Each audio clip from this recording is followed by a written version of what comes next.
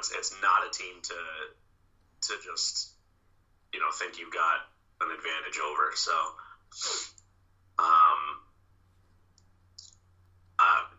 playoff hockey. That's all that is. I love it.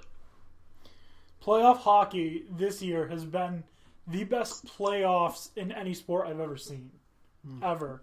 It always ranks high for me. I always love watching when playoff hockey comes around. One, it's always happening around spring, so it's getting nicer. But it's always no matter what's happening, it's always going to be super entertaining. Yeah, I mean, at the very least, you'll have Brad Marchand licking people. I guess so. But I don't even have anything more to say. I don't have anything about more to say hockey. About playoff hockey until I see how the rest of this plays out over the weekend. Oh no! Did Boston just score another goal? No. Okay. All right. Anyways, so that brings us tackling the Columbus Blue Jackets goalie, though. It ended up being a penalty on Columbus. I don't really understand that. Oh, hang on. There might be an opportunity here. Not much of one after all. Oh, well. But yeah, so basketball time. Yeah, so basketball has been kind of shitty.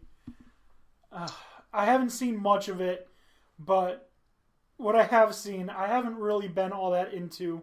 The best series, theoretically, has been the Bucks and Celtics, and both games have been blowouts. Well, that or Philly and Toronto has been entertaining. The East has been more entertaining than the West. The West has just been blowouts. I mean, if you want to watch someone cry, then I guess the Rockets. Yeah, but I mean, the Rockets are... Harden was bleeding from his eye. Those aren't tears. I mean, he needs to put the ganja down. Did you guys see the controversy regarding the refs that the Rockets brought up? I think it's funny. The guy who literally his signature move is a fucking travel is complaining about the referees. Yeah, no, that's ironic. But the refs were pretty not great. But in the same sense, you set the tone in game one of how this is going to be reffed, and the players have to adjust to that. Like, you know refs are going to call things differently based on the crew and everything. So if you want to bitch, if that makes you feel better, great. But at the end of the day, now you know what you're going to be going up against and work the fuck around it. And it's also the players, too.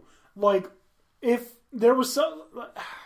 Who is a big physical player that... Like, okay, so if... I'm going to use someone from the past. If the Warriors were playing the Bulls of old, and you saw Dennis Rodman and Draymond Green against each other, the refs would call that much tighter because they're probably going to fucking fight. Yeah, there's a good chance one of them is going to kick the shit out of the other. Yeah, and most likely Rodman's going to kick the shit out of Draymond. Oh yeah, well Rodman's fucking insane. But he can't. He'll bite your freaking nose off. You can't fight that dude. Yeah, he'll get his buddy Kim. Drop a nuke on you. Yeah, drop a nuke. But yeah, no, I understand where the Rockets are coming from in regard to last year, because they did have, the tape that they posted was pretty convincing, but you can't dwell on that. You gotta play the game. Okay, you've brought that to the league's attention, but then they keep harping on it. It's like, all right, you gotta stop. You gotta just play some basketball. And the fact is that Harden has been getting outplayed by Kevin Durant. And that's just the way it is right now. The Rockets don't look terrible by any means. Golden State is most people's favorite for good reason. So, they lost 2 at Golden State. Now they're going to go home. I think tomorrow? No, the next day. So they need to win their 2 at home if they want a chance. But it's round 2, and it's a lot closer now. So basketball is interesting again, because it really was not interesting for much of the first round. There just like wasn't anything good. So outside of Nuggets Spurs. Yeah. And as you said, Celtics Bucks is fun. The first two were blowouts. Like, Milwaukee looked confused in game one, and then they got pissed off after that loss and came out hard game two. So now it's anyone's series. Who knows what's going to happen? I think the East is going to be where you want suspense. I'm not a big fan of that. Most of the games, no matter what it happens, with like 5 minutes left, if a team is down by more than 15, it's over. They don't care. Like, I'm not a huge fan of the blowouts. Like, I want to see tighter games. But that being said, series are getting tight. Philly and Toronto's been tight. The Bucks against the Celtics is tight. I mean, I like tight series, but I want to see tighter games. Right. Because I appreciate it sometimes when I'm watching it. We're like, oh, shit, I can go to bed early now. Yeah. And one last thing I want to say about the Rockets. If you want the referees to call these fouls, don't jack ridiculous threes and then lunge yourself into the defender. Yeah, that's not how you get the penalty called. That's not a great the foul called. Right. Anyways, that's the end of that for me. But we're going to see tighter games. Now that we're in round two, basketball is worth watching. It's not quite on par with the NHL in my opinion, but it's way more fun now than round one was, and I'm certainly watching a lot more basketball than I was. Oh, I disagree that it's bearable, especially when you're watching this hockey. No, not a chance. Oh, it's not comparable, but it's bearable. Right.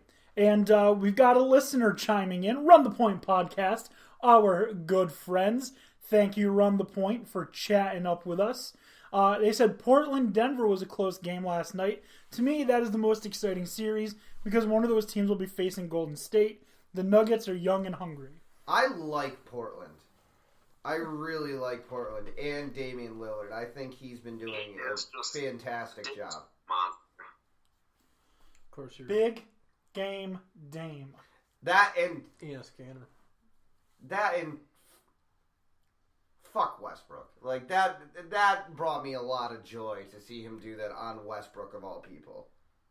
Well, funny enough, remember when the Thunder had Westbrook, Durant, Harden, and Serge Ibaka? Yeah. One of those four is not in the playoffs right now. Yep, and surprise, surprise. It's Westbrook. What do you know? He needs to take the shots that he shoots, give like 15% of that to Ben Simmons, and then Westbrook would be a better player. It's probably true. My God. He just makes watching the Thunder so difficult. Amen. It's like going to, a Shakespearean play, thinking, I'm going to see Romeo and Juliet, and surprise, Romeo, Juliet, Tybalt, all of them, played by the same fucking person. A single-man show. A one-man show of Romeo and Juliet. Who cares? He's out of the playoffs. He's been out. Let's talk. How about we talk some Sixers Raptors? That's been more entertaining. That's been a little tighter. They're playing right now. It's an 8-point game. I don't even feel bad that I'm not watching it because I'm watching this hockey. Yeah, although I'm enjoying rooting. I'm rooting for the Sixers personally.